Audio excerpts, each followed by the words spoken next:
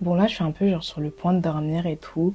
Je suis déjà en pyjama et tout. Et je voulais juste partager une pensée avec vous. En fait, je me suis demandé, mais pourquoi la plupart d'entre vous qui m'écrivent en me disant que vous avez envie d'arrêter la musique mondaine, en fait, pourquoi vous n'arrivez pas?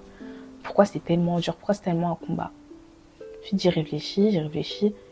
Et là, l'Esprit Saint m'a révélé quelque chose. Il m'a dit genre que si t'arrives pas à écouter de la musique mondaine, enfin, si t'arrives pas à arrêter d'écouter de la musique mondaine, c'est parce que tu te reconnais pas dans les musiques chrétiennes. Genre, il n'y a jamais eu une musique chrétienne où tu t'es dit waouh, c'est moi. Alors que les musiques de taille, tout le monde peut se reconnaître. Une femme qui s'est fait tromper, un homme qui s'est fait tromper, histoire de coupure d'amitié, tu vois, il y a énormément de thèmes qui sont abordés.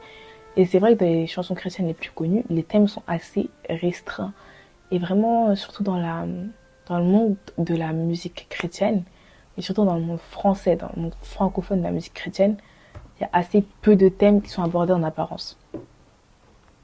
Euh, Moi, ma solution à ça, c'est que tu te demandes vraiment, en fait, c'est que tu mettes sur du papier ce que tu ressens déjà. Et t'écris, ouais, je me sens comme ci, je me sens comme ça, je me sens comme ci. Parce que souvent, quand on écoute de la musique, c'est juste une thérapie, tu vois. Parce que tu te dis, tu parles à quelqu'un qui a ressenti exactement la même chose que toi, t'as ressenti. Et du coup, quand tu parles à ce quelqu'un à travers le téléphone, toi, directement, tu te sens rassuré et tout.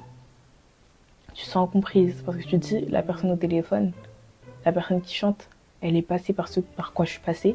Et tous les mots que j'arrive pas à dire, cette personne-là, elle les dit pour moi. Et c'est souvent l'impression quand on écoute des chanteurs comme Taï, qu'on se dit waouh, c'est exactement ma situation, c'est exactement ce que j'aurais dit, c'est exactement moi. Et du coup, quand tu chantes ces chansons, ton cœur, il est à fond parce que tu te dis, ben, en fait, c'est moi. Tu vois ce que je veux dire? En général, quand je t'expose un problème, une problématique, c'est que j'ai la solution derrière. Donc, je pense que, comme j'ai dit, t'écris sur un papier tout ce que tu ressens et t'essayes de mettre des mots dessus, ok. Et ensuite, il y a des auteurs comme, des chanteurs comme Kirk Franklin. Ils chantent des chansons, après c'est en anglais, mais vraiment, moi, je me suis reconnue quand j'écoutais ces chansons, tu vois. Genre, c'est des chansons, par exemple, qui parlent du fait, genre, que t'as du mal à faire confiance au timing de Dieu et tout, et dit, ouais, je sais que ce que je veux, c'est pas toujours ce dont j'ai besoin, mais parfois ça fait tellement mal.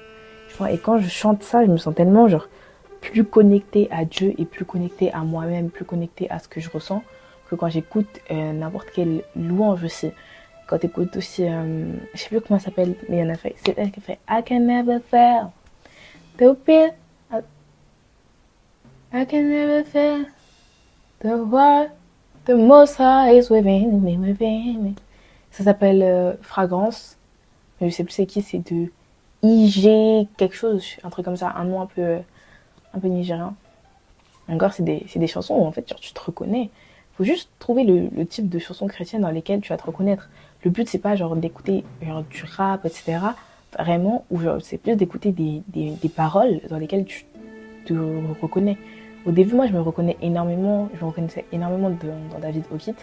Sauf qu'ensuite, j'ai grandi, j'ai évolué et j'ai arrêté de me reconnaître dans ça, tu vois. Je dis pas que les gens qui écoutent David Okit, ils sont moins bien que moi, etc. Et j'ai juste que avec l'âge et avec la maturité, avec mes goûts qui ont évolué, mes goûts de musique ont évolué, donc mes goûts de musique chrétienne ont aussi évolué, ce que je trouve quand même assez logique quand on y réfléchit. Et donc, évidemment, j'ai une solution tangible. Alors moi, comme tu me connais un peu, j'écoute beaucoup de musique et tout, et beaucoup de musique chrétienne, que ce soit en français, en anglais, etc. Et donc j'ai fait une playlist avec quasiment toutes les musiques chrétiennes. Bon, après, il y en a qui manquent, évidemment, mais j'ai fait plusieurs playlists. J'ai fait des playlists de R&B chrétien. Après, t'as du compas chrétien. T'as un peu tout ce dans quoi tu peux te reconnaître. Et je pense que ce serait bien que juste tu ailles les checker. Alors pour les voir, elles sont dans ma bio Instagram, TikTok et tout. Bref, dans mon Linktree. Et ensuite, il y a écrit compte Spotify, compte Apple Music. Et tu peux les trouver.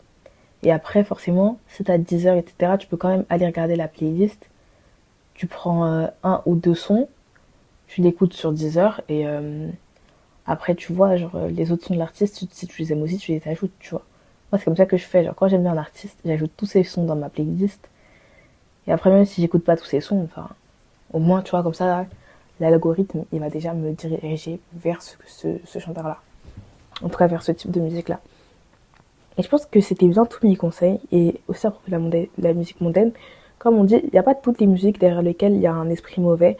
Mais je suis persuadée que quand tu écoutes de la musique qui ne parle pas de Dieu, etc., en fait, tu fais toi-même grandir des sentiments en toi. Tu vois, quand tu écoutes des musiques où il y a de la haine après une tromperie, etc., c'est des choses que tu acceptes d'avoir dans ta vie et dans ta tête. Donc ça veut dire que tu te dis, ok, ça c'est qui je suis, tu vois, tu acceptes ça comme une part de ton identité. C'est pour ça que moi je dis souvent que toutes les musiques mondaines, il y a des trucs mauvais dedans. Parce que c'est pas la personne qui a fait qui est mauvaise, mais c'est l'effet des paroles que cela aura sur toi. Et c'est ça qui est mauvais. Et c'est ça qui va faire entrer des choses mauvaises en toi. En tout cas, j'espère que cet épisode t'aura plu et je te dis bonne nuit.